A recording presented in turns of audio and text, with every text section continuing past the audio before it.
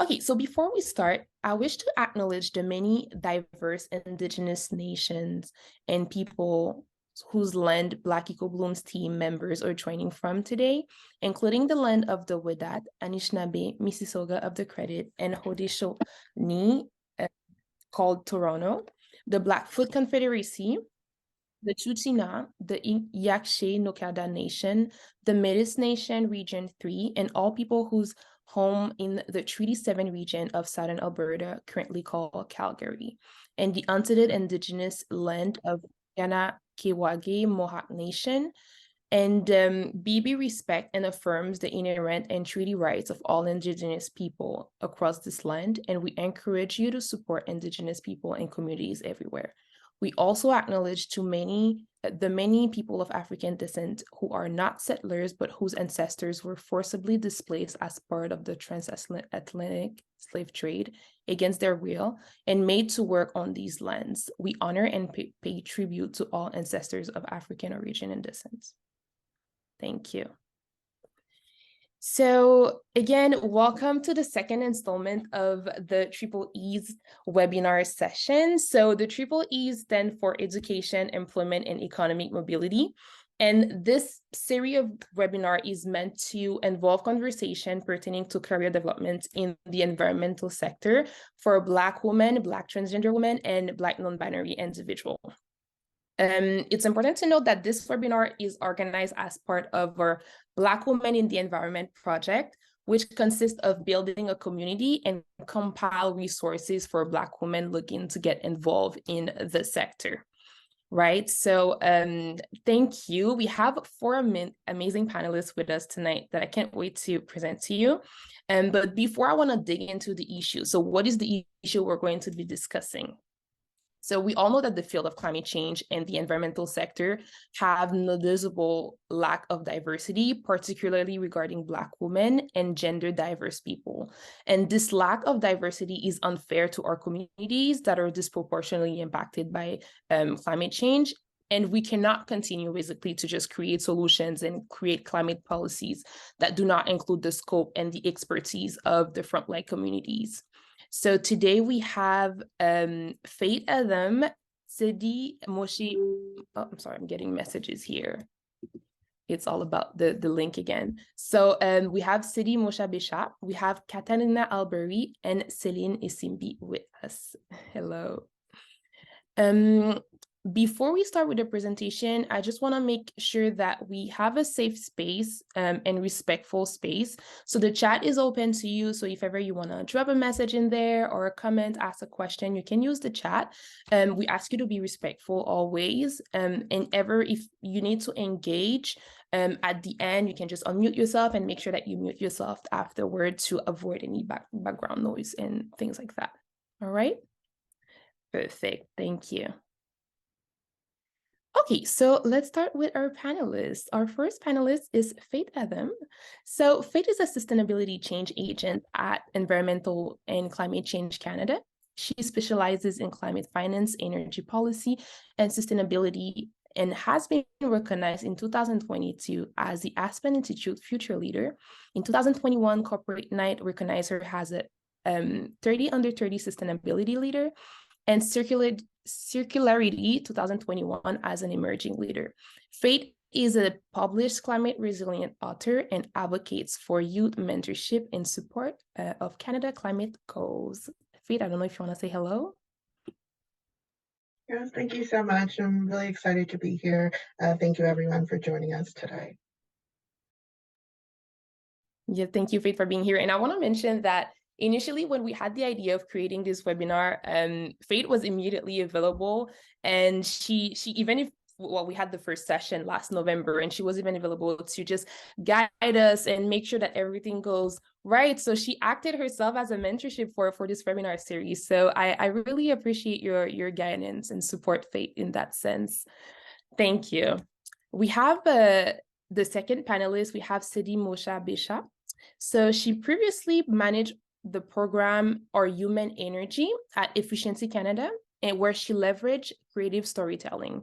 She also previously worked with the UN Convention on Biological Diversity on strategic partnership on businesses and biodiversity. She also worked at the United Nations Development Program and the Southern African Development Community. She currently chairs the Black Council at Concordia University, which she founded actually in 2019. So welcome, Celine. Thank you so much, Leila. Hi, everyone. It's really excited to be here as well and looking forward to hearing from everyone else on the panel today. Thank you for being here. And I mean, another side note, I met City last year at the UN Convention on Biodiversity, actually. And I told her about this webinar that we were planning, and she was immediately like available and wanted to come here and share her experience with you all. So thank you for being here. We really appreciate this type of support and, you know, community feeling. Our third panelist, we have Catalina Albury. So Catalina completed their master, which specialized in microbial ecophysiology. They are passionate about promoting science to young people and reducing barriers in the field. Catalina has designed and facilitated coding workshop for Black and underrepresented youth. Thank you, Catalina, for being here. I don't know if you want to say hi. Absolutely. It's such a pleasure to be here with all of these other amazing, talented panelists. So thank you very much for having me. Thank you. And our fourth panelist, we have Céline Isimbi. Alors, Céline is a Black geographer pursuing a joint honor degree in environmental resources and sustainability, also geography and environmental management. She is a published essayist in Intersectional Environmentalist and Trade magazine. In 2022, her essay, After Apartheid, Green Spaces Are Still White Spaces, was published in the book Nature is a Human Right, which is also available through Penguin Random House. Hi, Céline. Hello, thank you so much to the team, and I'm looking forward to commune with everybody. Amazing. Thank you all for being here. I think we can start actually with the questions and discussions. And actually my first question is for you, Tsedi. I think I mean your background is very impressive, and we want to know, and the team also, my team, we wanted to know, what is it to work with the UN Convention on Biological diversity and being a strategic partner in that sense? And what are the ups and downs that you faced in that role? Awesome. Thanks so much, Leila. So I guess I'll start off with my story of how I started working at the UN Convention on Biological Diversity. So I started there about 5 years ago. I initially went in to do a report on assessing drylands and biodiversity, so purely policy paper. My background is in political science and IDS studies. So it was very much aligned with my field. Prior to that, I hadn't worked in the climate or environmental space. I just had a deep interest in it, and I had a lot of previous experience in other UN agencies and doing other development work. So I went in there to do that project, but luckily I had a very supportive mentor who also happened to be a Black African woman. So as I was doing that work, I kept expressing the fact that I was interested in working on, you know, communicating these climate challenges in ways that regular people could understand, but I felt like there was a gap between how some of the scientific work was done and executed and how it was communicated. So luckily, I would put in the work, you know, do my core job, but then I'd also feed in these ideas and build a relationship. And with time, I think about 6 months later, I was allowed to start kind of experimenting with some of my ideas and working with the communications team. As time went on, so the core role was to, you know, conduct research on those drylands issues and create a policy paper, but also another part of the role for most consultants and people that work at the Convention on Biological Diversity, you organize meetings and facilitate capacity building workshops. So I got the chance to organize some country and regional workshops in Botswana, Colombia, Egypt, Fiji, Germany, Namibia, and South Africa. And that involved sort of like working with country national teams and carrying out those workshops and understanding local needs, doing field visits and things like that. And from those field visits and those interactions with different country governments, we also tried to understand what they were doing in terms of biodiversity and business. And then with time, I managed to pivot from what I was initially doing onto partnerships. I expressed a greater need for that. My supervisor at the time left, and I kind of worked with other people in the office and expressed that interest and switched to the business team. And so that meant we organized a lot of inputs about what different countries are doing on biodiversity and business. For example, how they're using, protecting the shea butter, protecting rooibos in South Africa, and how they're using traditional knowledge to then shape international discussions. And in my final year, some of these inputs shaped discussions at the UN General Assembly, at the World Economic Forum, and the World Bank annual meetings, name a few. And so we worked with partners from different companies that were trying to go sort of greener, and specifically countries in energy and mining, manufacturing and processes, so infrastructure, so all the sectors that are very damaging to the environment that were trying to try and go a little bit green. And we helped them participate at various international events that we hosted, as well as ones that partners hosted. And finally, in my final year, I was also responsible for executing the Business and Biodiversity Forum at our COP in Egypt, COP 14, which brought together over 350 participants ranging from private sector, government officials, UN entities, and NGO organizations, as well as leaders from civil society. Now, in the time that I worked there, I would say ups and downs would definitely have been, since we're in a forum here discussing sort of diversity and everything, colleagues who don't necessarily have a major respect for different regions. And, a specific example in my case is obviously colleagues who don't necessarily want to let African voices be at the forefront when it comes to discussing issues that come out of Africa, learn to deal with different supervisors and how to, navigate their priorities and work with them properly. But obviously there are always those unconscious biases they have about working with a Black woman or working with Black people or Africans. So navigating that as well. And I think also just navigating being at the time, a very young person in a field that's, traditionally, you don't get a lot of authority into decision-making for a long time, but being very hungry to prove yourself and hungry to make a change and navigating how to do that in a way that's respectful and still observing the hierarchy in the system that you're dealing with. So that's me.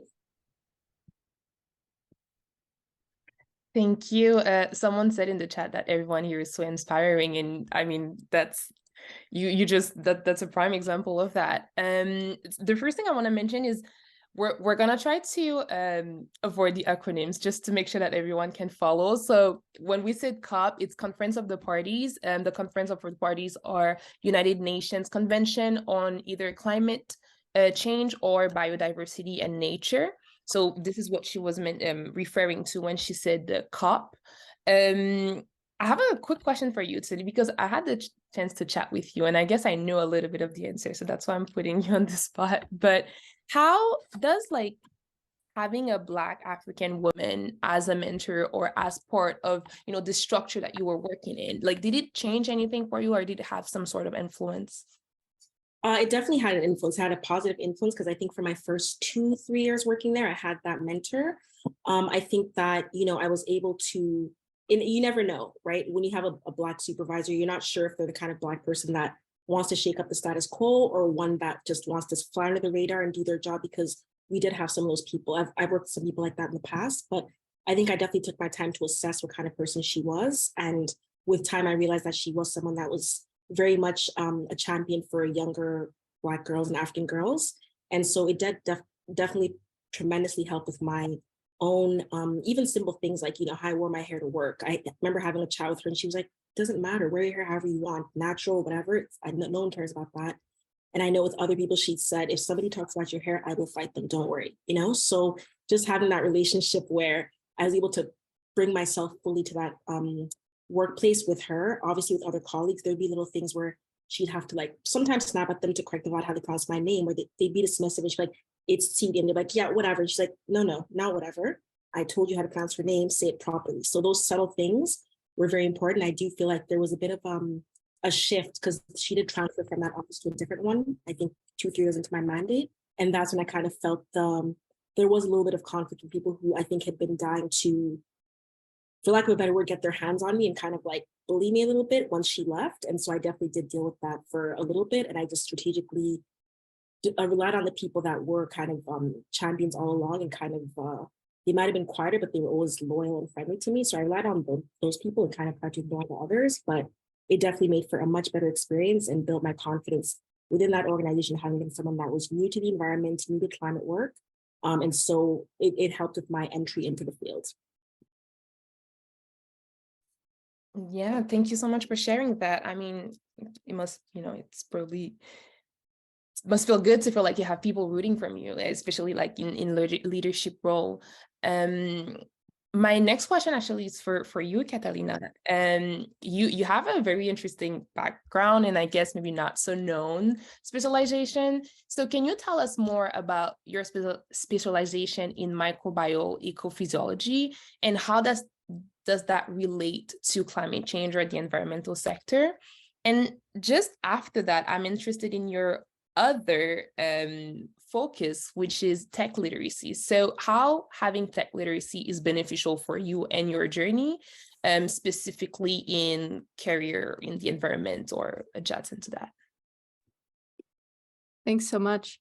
Well, I'll start off by saying that I was probably in the same position as you before I got into the field in terms of understanding what all those words mean, because I think a lot of the time, when we're growing up in certain environments, we're not often talking about the different options that we have, even into high school and undergrad, what are the possibilities for careers that we can enter that address the climate crisis.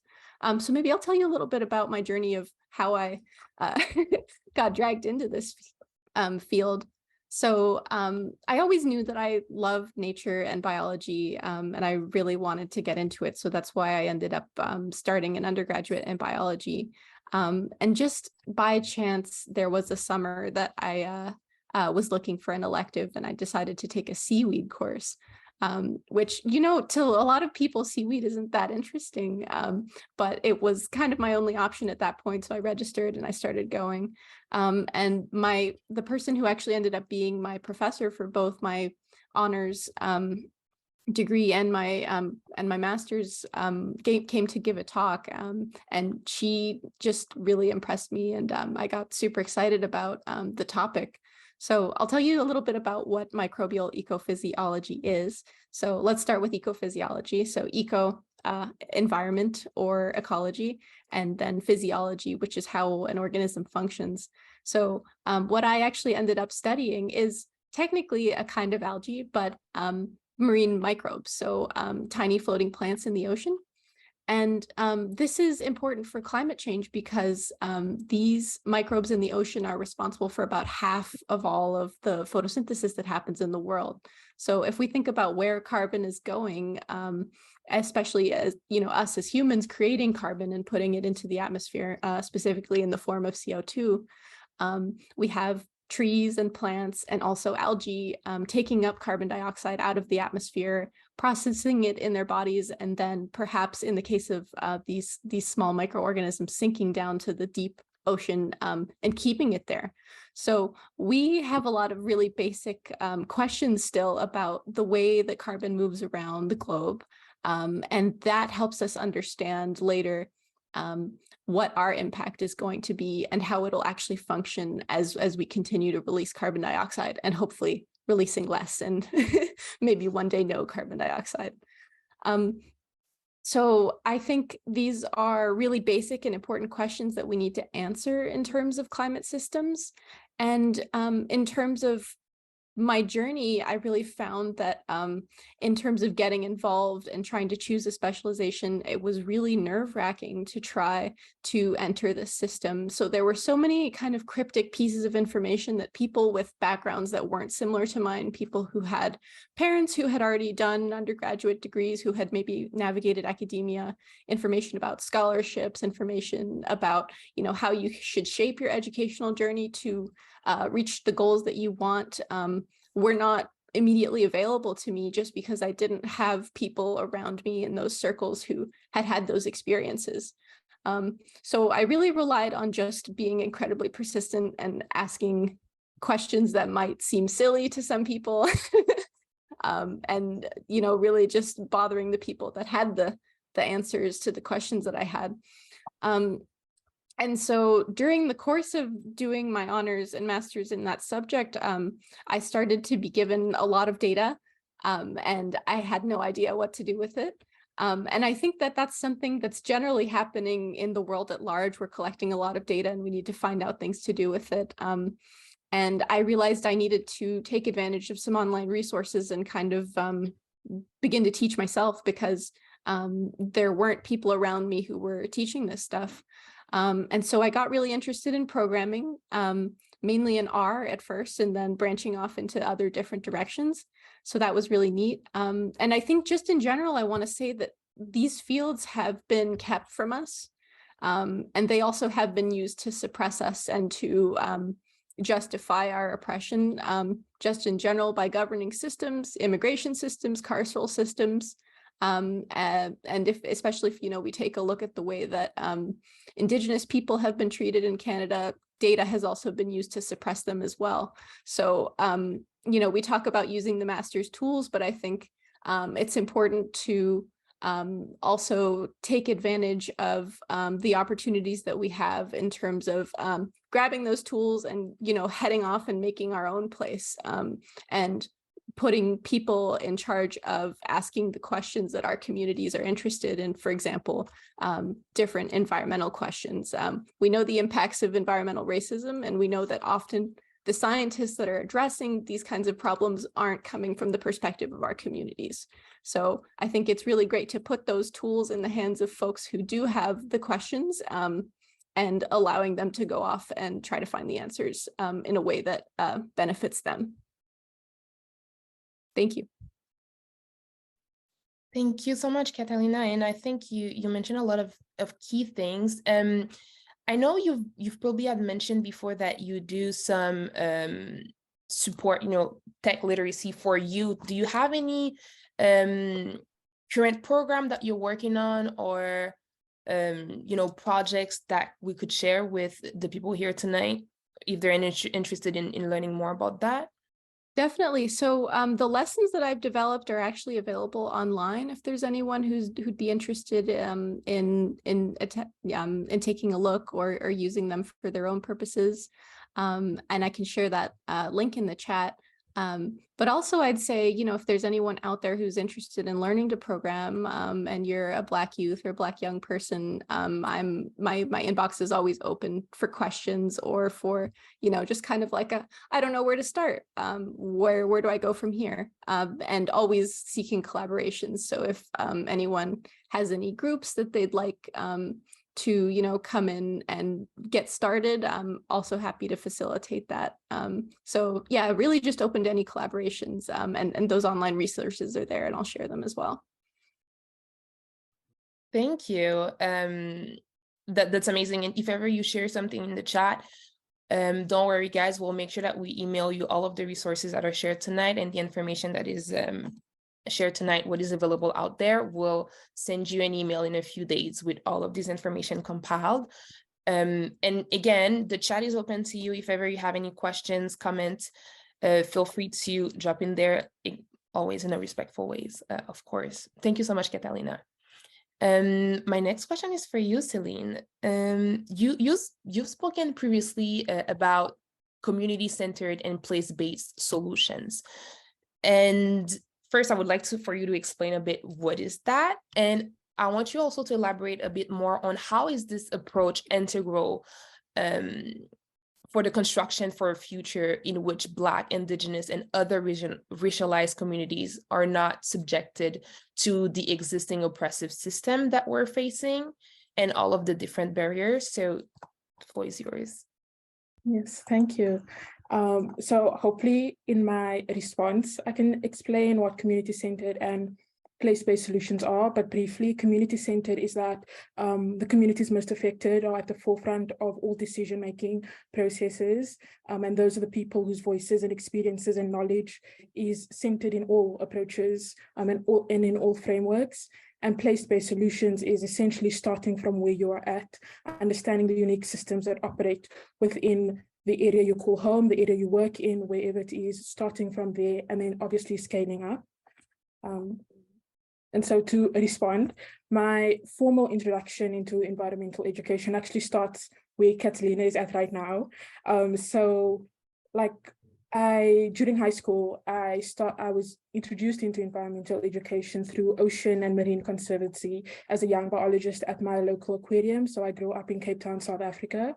And although this was a volunteer-based program and an environmental education-based program, over school break, I would then work front of house and teach tourists and visitors about sea life and do some touch pool and microscopic work. And then my trajectory from where it started to where it currently is at sort of progressed and shifted into geography. And I did not go into marine biology. This was sort of my formal introduction, but like many of us, I had many other small interactions and engagements with the many environments that shape and influence us, hence place-based solutions. And so the best way I could answer is through the phrase thinking globally and acting locally.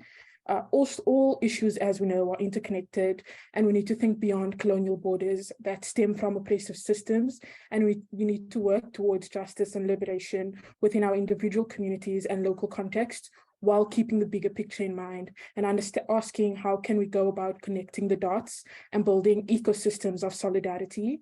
And so in the same breath, we live under capitalism, and capitalist systems necessitate that we work to survive.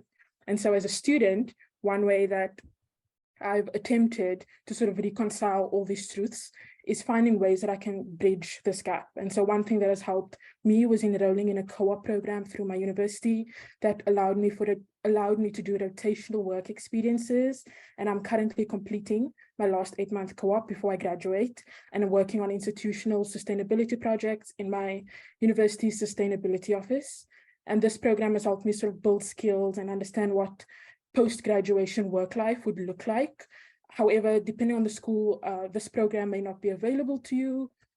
So that's sort of being aware of what is available to you. And during my study terms and throughout my undergrad so far, I've taken on a lot of research assistant positions and also other available student jobs at my university. And I tried to understand what topics and themes resonated with me and piqued my interest and what sort of work I enjoyed doing.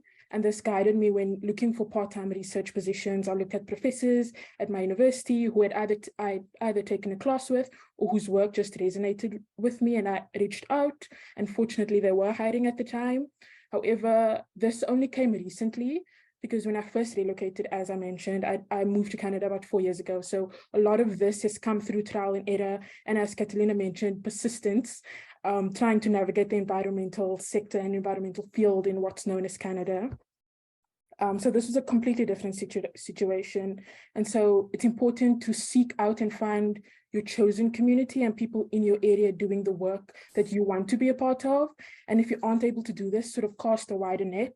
My first experiences of organizing when I moved to the region that I live in now, about 4 years ago, was with climate work in my region, but these spaces were very white-centered, and I had uncomfortable encounters with police. There's one protest action that I, to this day, still remember in February, just before the pandemic started. And then I understood that these spaces just didn't understand how my safety is at risk with the way that they engage with police and the way that they engaged with climate solution making. And so I had to reevaluate all of this, and the pandemic happened, which gave me an opportunity to sort of evaluate the type of work that I wanted to do and what spaces were for me or weren't for me. And the online space, and then I moved online, and the online spaces helped me connect with people from across the world doing impactful, urgent, and important work. And so as the world now transitions into the hybrid system of online and in-person, I've taken these experiences and applied it to my local context while ensuring that I'm staying connected to the global work that is happening. And so to sum this up is that it's important to understand that each place has a different story, and every person in that place has stories that they carry. And a way I've developed my work and seeked work opportunities is by understanding the stories that I carry and the stories that I want to share. It's important to consensually share the stories that you wish other people to know. And if there are stories that you don't, then it's okay if you don't share those stories. And so I made connections with people doing that work, and I resonated with this outside of my capacity as a student, whether it's working as a research assistant, doing environmental education work, working on developing environmental curricula with Black youth-led organizations. And so if you are able to have this work be paid, it's even better. But I also know that selfishly, the world sort of survives on our unpaid labor and feeds off of our unpaid labor. And so the opportunity to solely focus on the work that you deeply care for is not realistic for a lot of us. And in my case, I found that I had to take multiple part-time jobs in addition to my studies to make this possible. But then I also know that every job will need to be a climate job. So whatever position I have taken up so far, I've always included a climate environmental justice lens to that position. Thank you, Celine. That is amazing. And the way you took your experience can kind of like integrate it into your work. It's really beautiful, and it's actually a good segue to my next question, and that is for you, Faith. Before that, Celine, do you have any example on maybe work that you've done that initially maybe were not climate focused, but you find a way to connect them?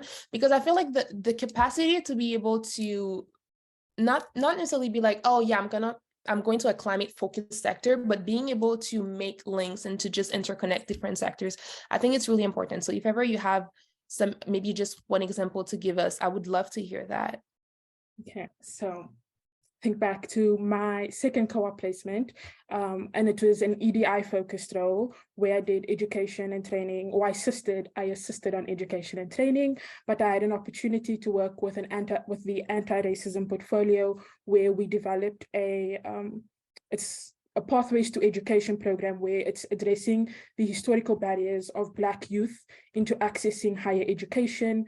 And I was part of the developing of the initial program. So with that, the climate lens or the environmental lens that I brought into that is understanding what within our environments are excluding, well, firstly, environments. I'm using the environmental justice definition, where it's not just solely the natural, forested environment. The idea of environment is also understanding that our bodies are an environment, understanding that the places that we occupy are also environments in need of assistance. And so with this program I assisted in doing an environmental scan, where it's understanding what barriers exist within the region that I'm currently living in that prevent Black youth, Black and Indigenous youth into accessing higher education, and thinking about the sustainability of a program that addresses that that goes beyond just your traditional transitional year program, but then looks at how can we long-term ensure the sustainability of Black youth and Black and Indigenous youth into accessing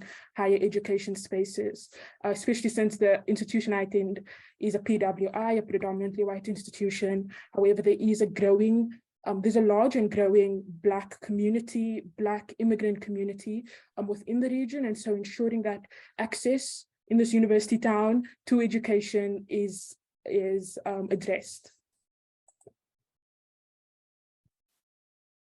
Thank you very much, Celine, for this thorough answer. While trusting of your life experience, Faith, my next question is for you actually, because we know that the oil and gas industry is responsible for many greenhouse gas emissions. And in a recent interview, you've mentioned that being born in Nigeria, which is one of the largest, not the largest crude oil producer in the African continent, you said that you saw the pollution and how it affected the biodiversity and the air quality around you and your community, probably. Would you say that this influenced your interest in working in the climate space? And if so, why was this aspect of your life experience such like a factor in defining your career path? Yeah, thank you for that question. Honestly, it was kind of an unintentional factor. Growing up in Nigeria, especially where I'm from, just like the South region, where most oil production is onshore and offshore, it was just kind of common knowledge that, yeah, there's pollution in our waters, in our air, in the food, the fisheries, and whatever have you. And it wasn't really until I started exploring courses in my undergraduate when I was here in Canada that I realized there's actually impactful work that can be done to address those challenges. And slowly over time that drew me to environmental justice. And of course, addressing the public health concerns that are related to onshore and offshore oil pollution. I mean, when we think about the impacts to my community, our lifespan is shortened by 20 years on average, and it impacts neonatal outcomes in the region, and to the point where fishermen are pretty much displaced. They have to go fish in the nearby country of Cameroon for most of their season. So entering the space of climate change and understanding, my personal understanding and experience, I knew and had a feeling coming into this that I have a perspective to share. And being from a country that is the largest oil producer on the continent, while over half of the population still doesn't have access to electricity, that's a problem, and we need solutions for these type of problems. And what can I do in my capacity? So for me, I knew I had to chart a path forward, and what I really connected to the most was accountability structures, specifically governance. So trying to understand through public policy what can be done to support developing countries as they navigate their own challenges when it comes to trying to achieve Paris targets and trying to achieve net zero 2050. And starting my career in environment, I did start in energy policy, kind of like a throwback to that oil and gas sector of just trying to gain that expertise of what's really going on and what's the status quo in regards to potential decarbonization or renewable opportunities. But my focus has really pivoted in the last 2 years to focus on climate finance, because at the end of the day, everyone can make ambitious claims, ambitious targets, but if you don't have the economies of scale to actually achieve those targets, nothing's really going to work out. So for me, I was really drawn to climate finance, and I had the opportunity to work with a team on short-term basis, and then it turned into a full-time opportunity. So I transitioned over, and right now what I work on is Canada's doubling of its climate finance commitments. So Canada is providing 5.3 billion over 4 years to support developing countries to meet their nationally determined contributions, their NDC. So right now, I have the opportunity to develop programmings that support countries in the Caribbean region, West Africa, Pacific Islands, supporting on emission reduction for CO2, methane, waste, and other key sectors. So for me, being able to develop a career where I'm able to try to marry my passion with my interests and the skill sets and technical opportunities that I've gained over the years has been really, really amazing. And I do definitely feel lucky in that, because as I know, in my field, there are not that many people of color. There's just not, and they know this as well. But through that, we've been able to build community in my department of Climate Change Canada. We have a Black Employees Network. So through that, we're able to support each other and try to foster that community internally as well, to try to push for some impactful change, even within, the different areas that we work in.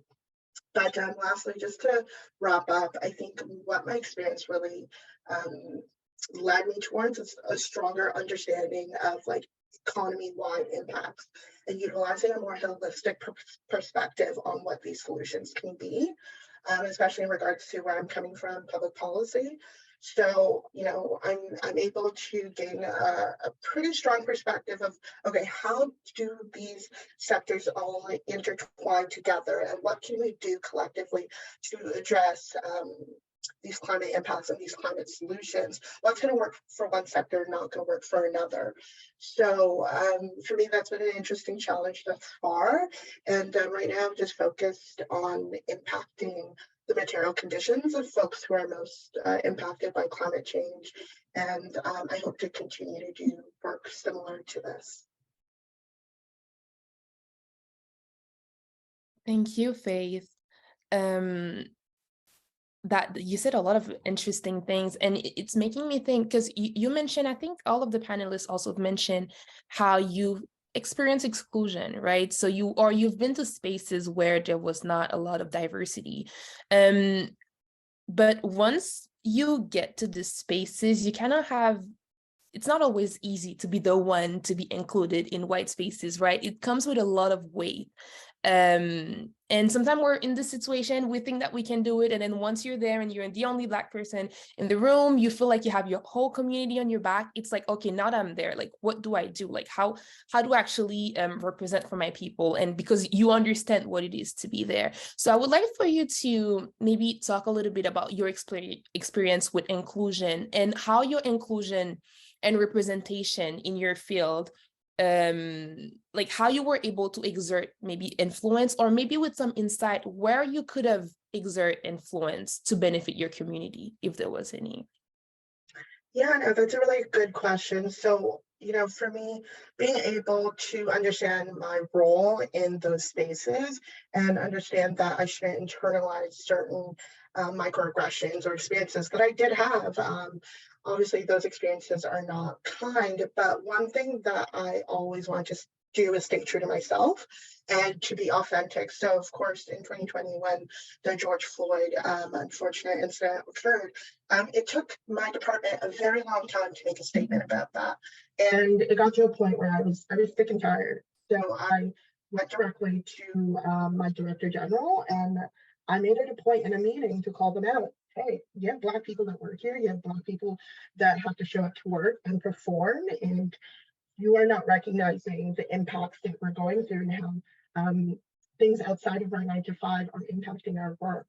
So I think it's taking those opportunities to speak up when you can. And understand, for me, I try not to internalize respectability politics because it gets you nowhere.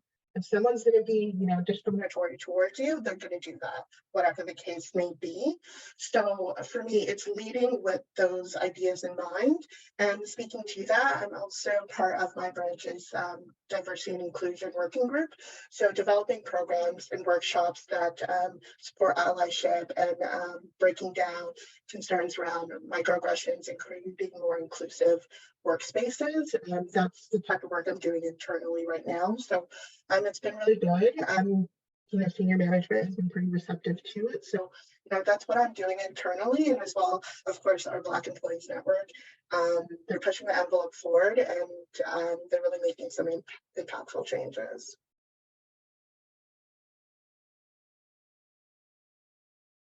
Thank you. I don't know if any other panelists would like to jump in. Yeah, Catalina? I definitely would. Thank you. I want to add that on top of just, despite the exclusion and isolation, to be honest, because myself being the only Black grad student in my department, on top of being visibly queer, the microaggressions, the comments about my hair, the comments about how well-spoken I am, etc. The one thing that I always got really excited about is bringing young people into that space and that joy in supporting them to find the things that they're excited about. So I think one of the things that happened over my time, like in my department, in the biology department at Dalhousie, was I got to spend so much time with students who were coming through, especially Black students, and just having those awesome moments of opportunity where they're kind of going like, no way, this is so cool. So yeah, just joy, I think, is one way to keep moving past it. And that's definitely the light at the end of the tunnel for me. Awesome. If I can jump in, just to echo, what Faith and Catalina both said is 100% on point. I think another thing I'd like to share is sort of how to leverage when you want to, when you experience exclusion and when you want to include those diverse voices in the work that you do. I think one of the things that I've weaponized throughout my career is speaking up strategically, especially when you're in your career and you don't necessarily, you're not at a place to, like Faith said, call out the director general directly. I think early on, one thing I really used to my advantage is the rules. So for example, I'll give 2 examples. One is in the UN system, there always has to be regional representation in most meetings, right? So sometimes, I'd be organizing something and realize that there's no diversity here. And instead of saying that because people get too sensitive, it's, hey, we're supposed to have regional balance. Can we please ensure that we have X number of people, et cetera? And that kind of gets things going much faster. Another example, when I was working at Efficiency Canada, and I first kind of took on this Our Humanity campaign, which was a campaign to represent different workers in the climate industry across Canada. Obviously, when I first looked at it, I thought, this is hella white, but you can't go to your boss and say that when you're new, right? So then it was, okay, well, we've signed on to this diversity pledge, we've signed on to the 50-30 campaign, things like this. And I think, in order to honor the campaign we've signed on to, we can do it this way. And I think that right now, as we live in a post-George Floyd world where a lot of these corporations or organizations have made these promises, one way to hold them to account is to, for lack of a better word, literally use their words against them and use those written pledges to your advantage. And that way you're not always the Black person that's always pushing for Black voices in a way, because some people get fed up with that. But you're just saying, given that we've signed on to this, can we please advance this for the organization? And down the line, it does end up helping the organization, and the same people that might have been resistant in the beginning when things start to happen. For example, with my campaign, when it started to win awards for diversity, the same people who are pushing back from a year later are so proud of it and externally saying it, but deep down, you know how you had to push really hard using your rules. Yeah. Oh, please go ahead. Yeah. I'd like to echo Teddy's point on leveraging what's already sort of existing. So as an undergrad student, most university campuses have Black student associations, or they have racial advocacy services, or something of the sort. And so when I got fed up with a lot of these white-centered environments and like climate work in my region, I decided to volunteer and then eventually work as the service coordinator for our racial advocacy service. And so with this, I leveraged sort of the influence that this student-led service had and the name of the service to be a part of the mentorship program. So we mentored first-year students that were coming up during the pandemic. Obviously, it's a difficult time. You are experiencing university for the first time and everything's online. So we developed the first Black mentorship program at the university, and then we sort of catapulted that by the Black Student Association on my campus brought in a Black therapist, because historically Black student mental health was not a priority at my university. And so what we did, or what my co-coordinator and I did, was understanding that the university has now, based off of student advocacy, hired a Black licensed therapist. We then brought her into the loop, into our service, and offered specialized training for our peer-to-peer support volunteers, and then also developed drop-in sessions for students, for Black students in particular, to come and have informal conversations that were outside of the institutional eye with this Black therapist, since our space on campus was already a space of community and was already a space where students came anyway to vent, to share common struggle, to share resources, or just to have a space to sort of commune together. And that's one way. And then another way that as a student, I've been able to sort of leverage or exert influence is through sitting on advisory committees, on hiring panels. Last year, a coworker and I hired the first Black woman manager in a department on campus. And we, in particular, the reason was that we needed to prioritize Black students within this department and the work that they did, and Black international students, as international students already have limited resources available to them nationwide, and at this university in particular, where we have a lot of international students, and Black international students then fall under the margin. And so that's notable examples of how, as an undergraduate student, you can leverage your student capacity and your student voice into moving levers at the university. And I think if you go into a role, as the first Black person in this role, it's not more so celebrating that fact, it's then critiquing and assessing why is it that you are the first Black person in this role, and what are you able to do to ensure that you're not the only person that ever comes through those doors. Thank you, Celine.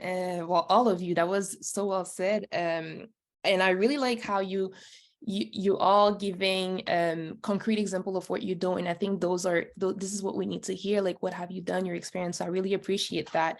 And I'm also hearing that you have all, use some sort of leadership to be able to influence what, your environment to the capacity that you had available to you. And I guess that's a good, again, segue to my next question, Faith, because earlier when I was reading your bio, I did mention that you were recognized just in the last 2 years. We were recognized by the Aspen Institute as a Future Leader, Corporate Night as a Sustainability Leader.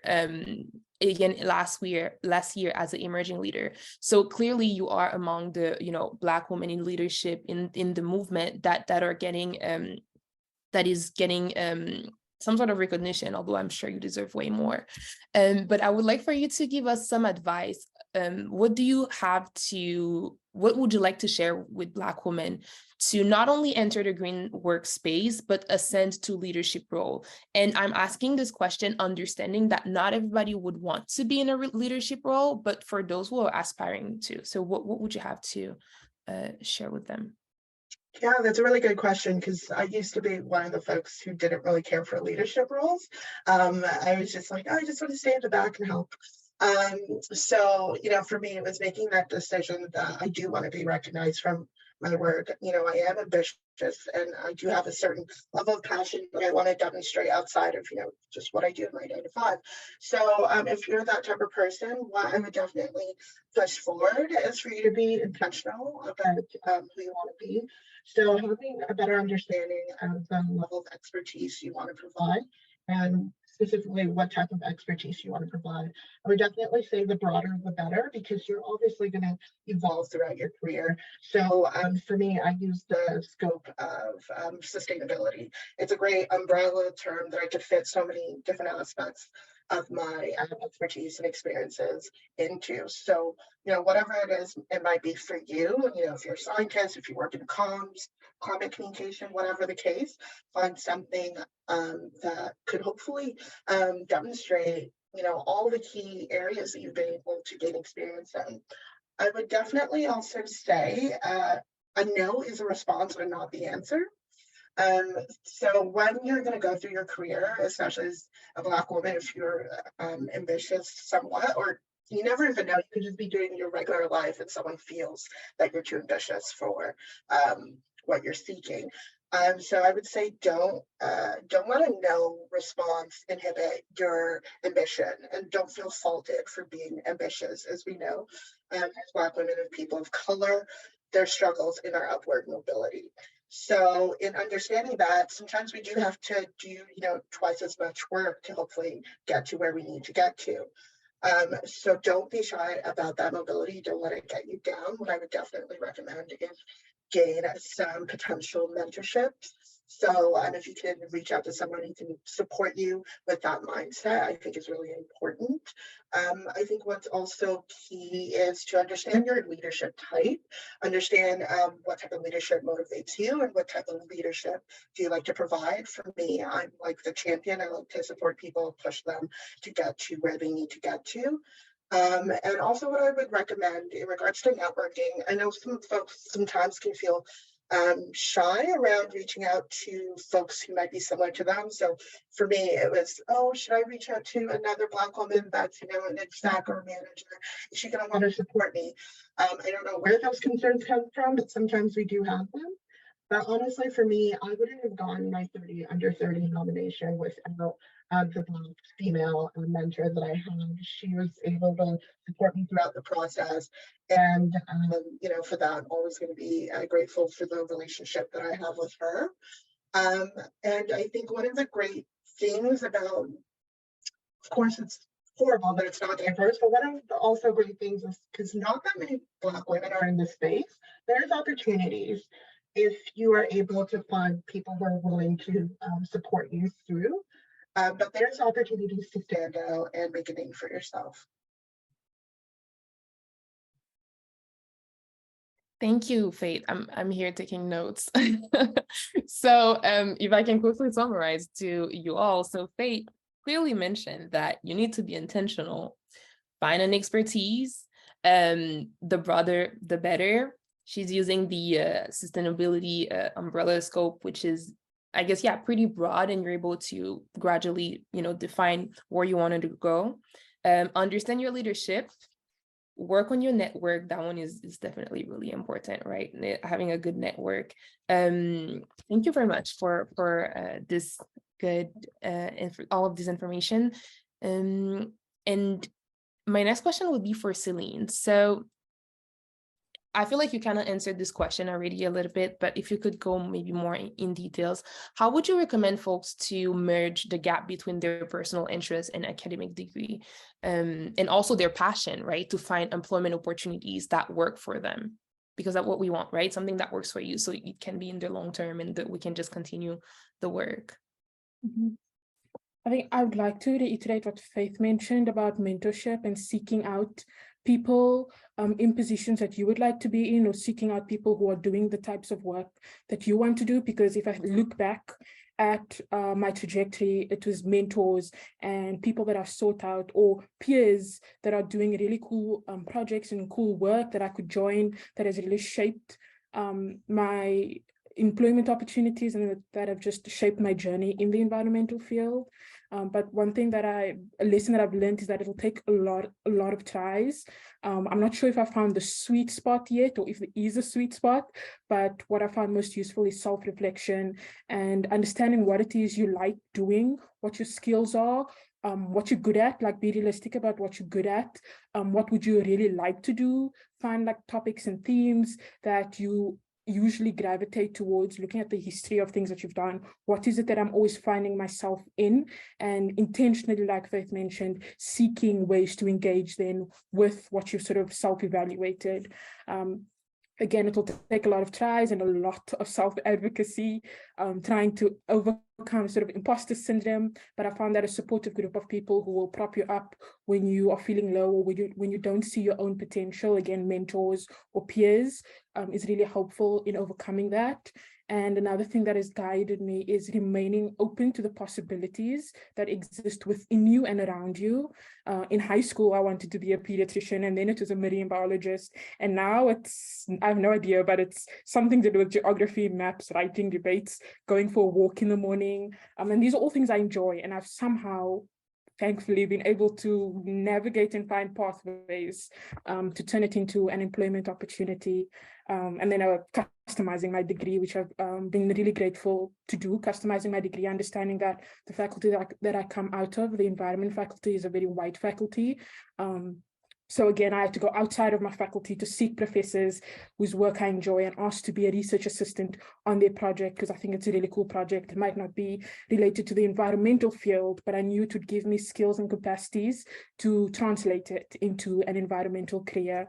And then something I told my younger sister, who's currently in her second year at U of T, while she's looking for summer internships, is that you have everything that it takes within you. And even if you need a little extra help, there will be people around you to support you. So it's a matter of going ahead, applying for that position and letting them know why they need you. And that's one way to just go for it. A lot of positions that I've had is I thought I didn't need it up until the interview ended. I was like, I don't think I'm going to get this. I don't think I'm qualified. And then the next thing you know, 2 weeks later, you've got a thank you email. And I wouldn't have known that if I didn't open myself up to the possibility of it.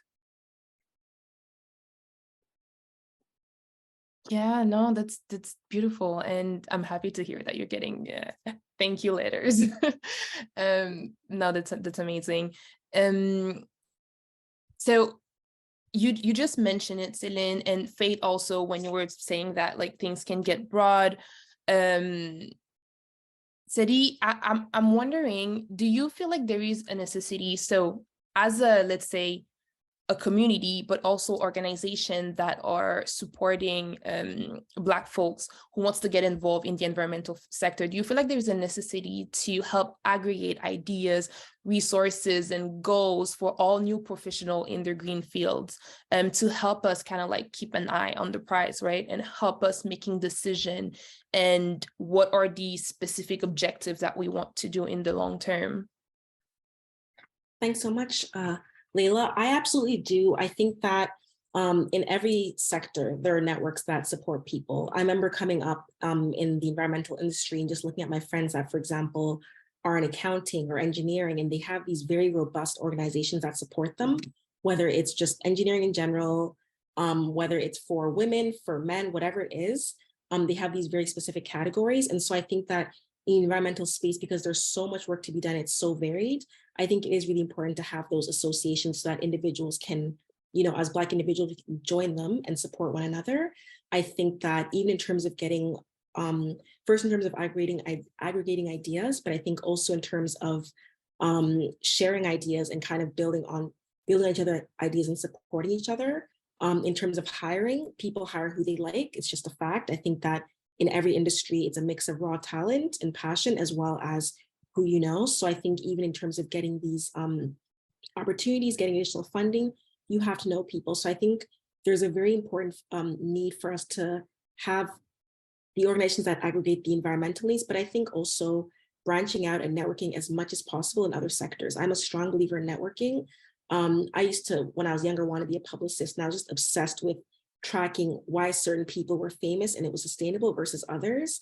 And the answer always came down to who their network is. Like even a contemporary example, if you look at Issa Rae and her group, the West African Voltron, it's Issa Rae, it's Bozoma St. John, it's all different women in different fields where you can almost always track when a movie comes out from that crew, everyone's supporting each other. When something is published, everyone's supporting each other. When you look at the, I don't know, the Ghanaian, what's it called? The Return and everything, you can see exactly who's worked on it. It's people are tapping into their various networks to make sure these things are successful. So I think that it's important to sort of have our own networks for the environmental sector, but also be very curious. I'm someone that, because I've flipped around and done different things just based on what I was interested in my career, I really believe in joining the most random networks, and you never know where you'll find a link to other people. So I think just stay curious as much as possible and let people know, because a lot of people are also, I think a lot of people are also intimidated by environmental work and climate work and thinking that they're not quote unquote smart enough to participate.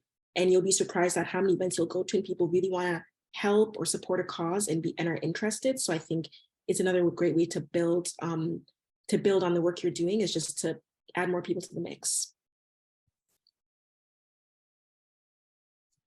Thank you so much. I think you said something that's a good quote. Find the most random space in trendom. No, that's really great. We're coming to our last question. So everyone that is here, if ever you have some questions, we're gonna have a 15 minutes after this question allocated to the public. So, get ready in the chat, or you can also open your mic if you wanna talk to the panelists directly. Thank you. So our last question is, what advice do you have for Black women and non-binary folks who are looking to maintain or maybe to just feel confident in white workplace? Because we're in Canada in the environmental sector, it might happen at some point in your career path or development. So how do you trust your unique perspective to navigate these spaces as well, right?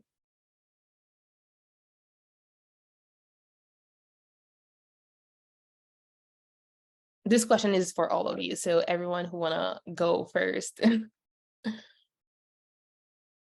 All right, I can jump in.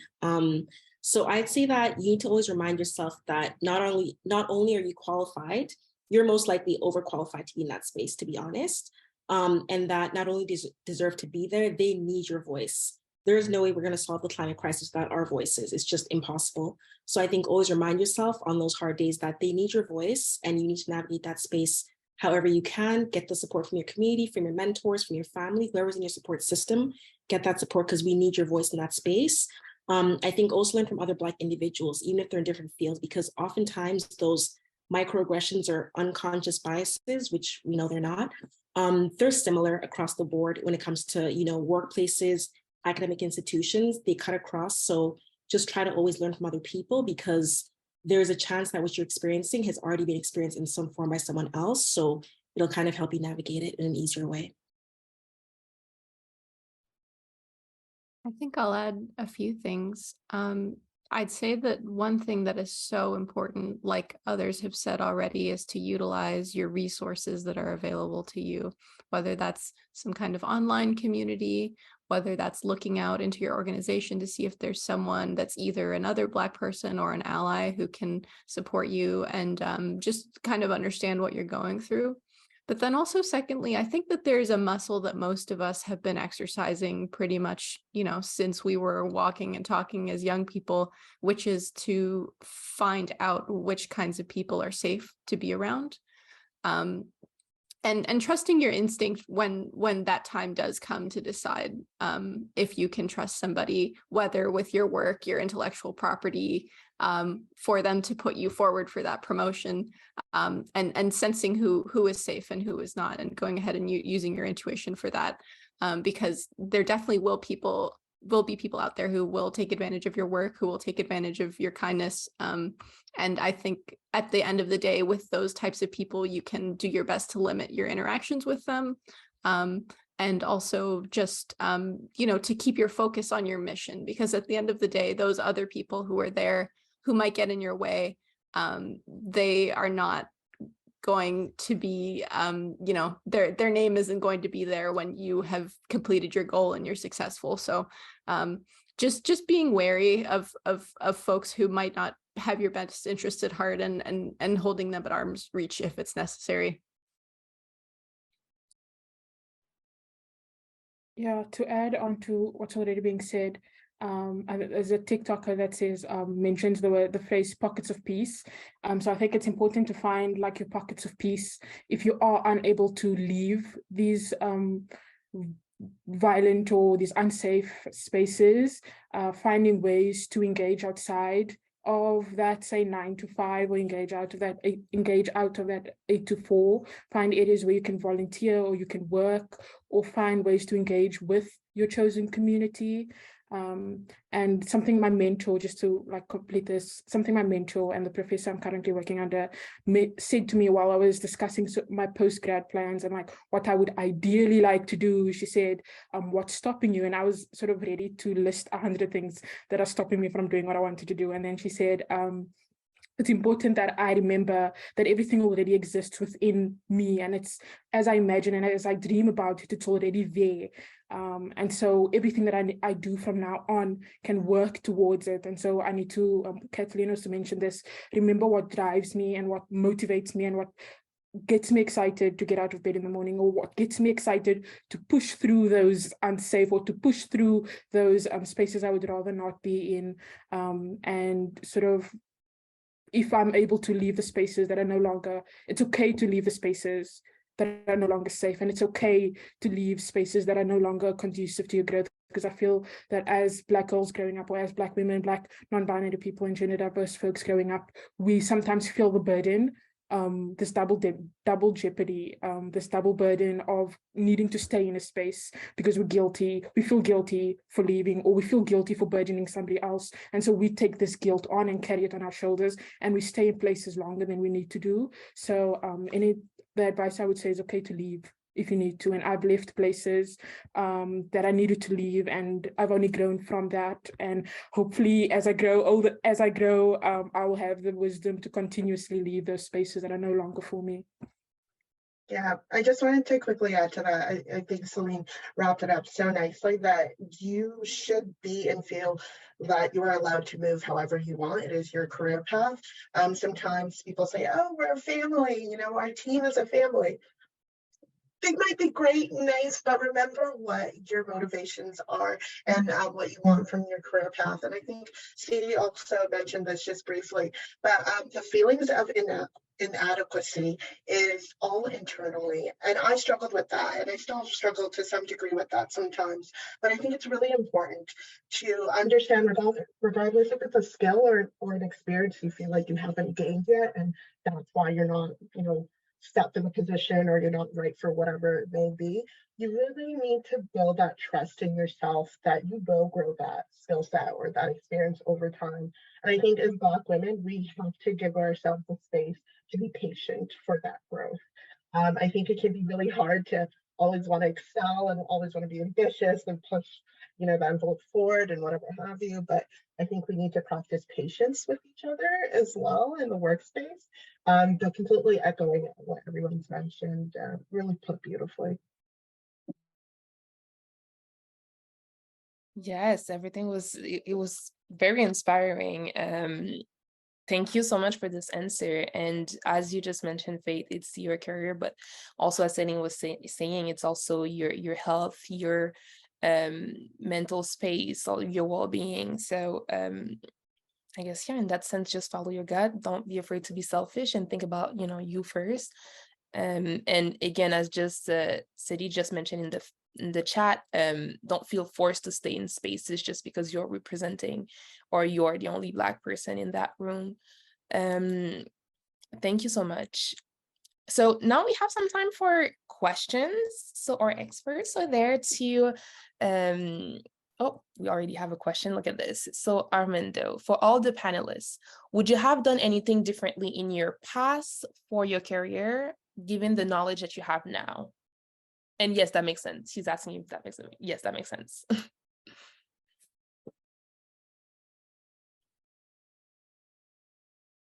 I don't know if anyone want to answer that.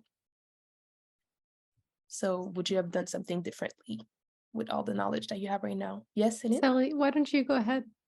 Oh, okay. So I am, again, as a student, I still have a while to go before I grow my career trajectory as everybody else on this panel so amazingly has done so far. But I think echoing my last point is leaving places that I no longer felt conducive to my growth, because as you are 19, 18, 20, you feel guilty, you're like, I'm the youngest person here, I don't know if I should leave, or you're carrying this burden of like, maybe I should stay, like you haven't developed, or you struggle to develop that voice in a workplace. And so one thing that it's taught me is, if this is no longer conducive to who you want to be and who you choose to be, or it's completely clashing with your values, even if you are in an organization with a group of your friends or a group of your community members, or you're working with someone on a personal level, it's okay to leave. And if that relationship survives that particular moment, then all the best for all of you. And if it doesn't, it's also okay. Nothing should compromise your health and safety, and nothing should compromise your overall well-being. And so that's something that I would tell my 19-year-old self going into the workforce, or 16-year-old self starting a part-time job. I'd be like, it's okay. If this is not for you, it's okay to leave.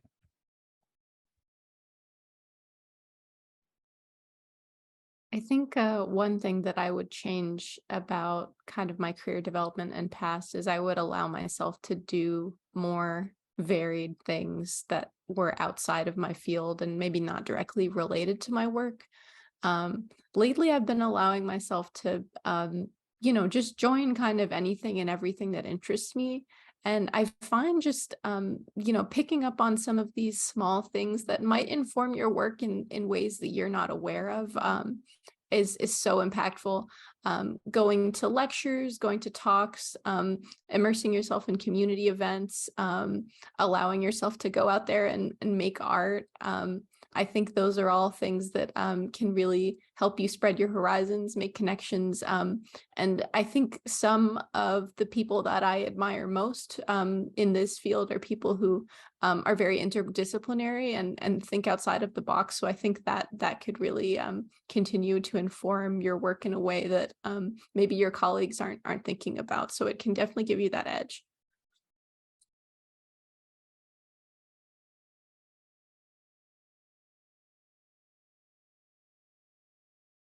Thank you.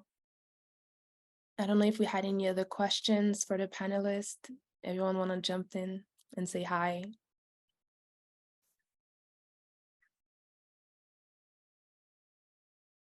think there's another question, just reading through it. Oh, yeah, let's see. So you have all mentioned combating racism, anti-Blackness, anti-indigeneity, while simultaneously seeking pathways for meaningful environmentalism in your work and in the world. Could you elaborate on these connections and how it relates to your work? This is from Cassie. Hi, Cassie. Hey, Cassie, thanks so much for that question. I think myself just, and Faith was speaking on this as well. I feel that I have a personal connection in terms of this environmental work and, my country and my heritage. So I grew up in the Bahamas, as some of you might know, where smack dab in the hurricane belt, and hurricanes and tropical storms are only expected to get much worse as ocean waters continue to warm. the real injustice of this, and I do in certain ways see this as a form of environmental racism, is that countries like the Bahamas, like Faith mentioned in her country as well, we are not the countries that are producing or have a great demand for fossil fuels, but we are the ones that are the most affected by it. And I think in some ways, these different levels of racism, imperialism, colonialism, all come down to affect us. And I think it's really kind of, it's serendipity in a way that all of these different levels of the racism come down to affect us. So I think that's one of the reasons why this topic is so important to me. And yeah, some of you might have heard about Hurricane Dorian in 2019, which I had just started my master's, and this hurricane affected my community September 1st, 2019. And it was the strongest storm ever on record, actually, ever recorded. So it's just incredible, some of these things that we face. And for me, it's been a driver, but it's also been a big hindrance. So when that happened, I think I had to spend, I basically had to leave school for a semester because I was fundraising and sending money home and trying to help out with relief efforts when, you know, I'm here in Canada attempting to study the very thing that led to that. So yeah, it's just pretty crazy.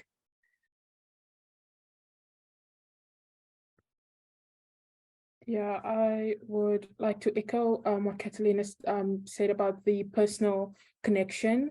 I think for a lot of us, entering the environmental space comes from a personal connection. So I grew up in Cape Town, South Africa, and lived through a water crisis that's still ongoing, and lived through the potential day zero and the countdown that would happen on when we would potentially lose water. Also lived through load shedding, and load shedding is a result of failed public utilities that's reliant on coal and fossil fuels. And so that's sort of my connection, then also my family's history of moving from Rwanda and living in South Africa and that whole migration process. But I think if we look at the climate crisis, everything that's happening is not sort of natural. It's not naturalized. It's made to be this natural phenomenon. But if you trace its history back, you know it all comes from there's a root cause for this, and that's colonialism, the extractive culture that was progressed through colonialism and capitalism's expansion. And so if we understand that fact, then we know systems of white supremacy, anti-Black racism, anti-indigeneity are deeply connected to environmental work. And as Catalina was mentioning, the people that are most affected are the least responsible, people with no environmental footprint. To put the Canadian government on the map, they have a number of mining companies on the African continent that are devastating communities on the African continent. And these are people that don't get benefits from these mining companies, that aren't getting the profits from these mining companies. And as Faith mentioned, growing up in Nigeria, many local people aren't benefiting from that oil and gas industry. The profits don't go to these people, but are left to deal with the consequences of low birth rate, of decreased life expectancy, of poverty, of like all these social ills. And so why is it that if you're going to do environmental work and if you want to address the climate crisis, why is it that you exclude the people that are most affected and the least responsible for that work? I think it would be a disservice, and it would not be a complete project if you were to exclude the two. Thank you very much, Celine. Thank you to all of you. I really appreciate how honest and like vulnerable you are with all your answers. I think that's really meaningful, and I'm really happy that we're having this like space to be able to talk so well freely. We have a question. Let me paste it. It was sent to me privately. Let me paste it here. We only have a few minutes left, but it's a short answer question, I think. What communities and networking groups that you are part of, maybe concretely that you're part of, that you feel like have been really helpful? I know that Celine, you mentioned a few earlier. I don't know if the others, you have any other communities that you can share with us.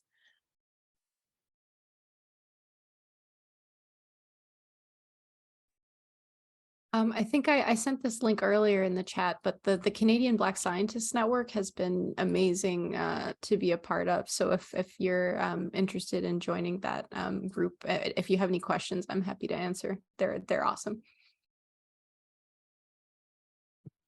Alrighty. I would be remiss if I didn't mention the Concordia Black Alumni Network, just to, in general, network with people that are in, the Black alumni space, but more specifically, I mean, I think spaces like Black Eco Bloom are great. And also another one that I'm part of is the Black Environmental Initiative, BEE network. They also have great events and initiatives. I know they sent people to the conference of the parties, and they kind of have lots of different committees that work on various issues across the country. So I also recommend that one. I'll try to pop a link in the chat.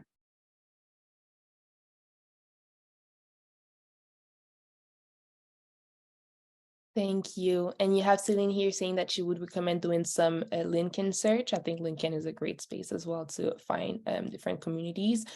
We have Cassie that is telling us that she's really happy for this space, and this conversation have given her a lot of energy and joy, and I think that's really beautiful.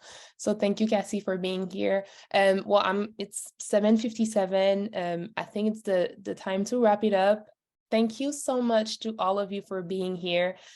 Thank you to our amazing panelists. I think we couldn't find any better for this conversation. That was beautiful, very inspiring. I want to again reiterate that this event will be available on YouTube, so you will have it as a reference, but also if you want to share it to any friends, families, people that you know that are not being there, that couldn't be there. I mean, maybe your employers as well. So yes, we have an upcoming session coming this spring. So that one is going to be on economic mobility. So we're going to talk all about money and like things like that. So I think that should be really interesting, and maybe you would want to be there. That's it for me. Again, we are always available on our different platform that I can just share with you here.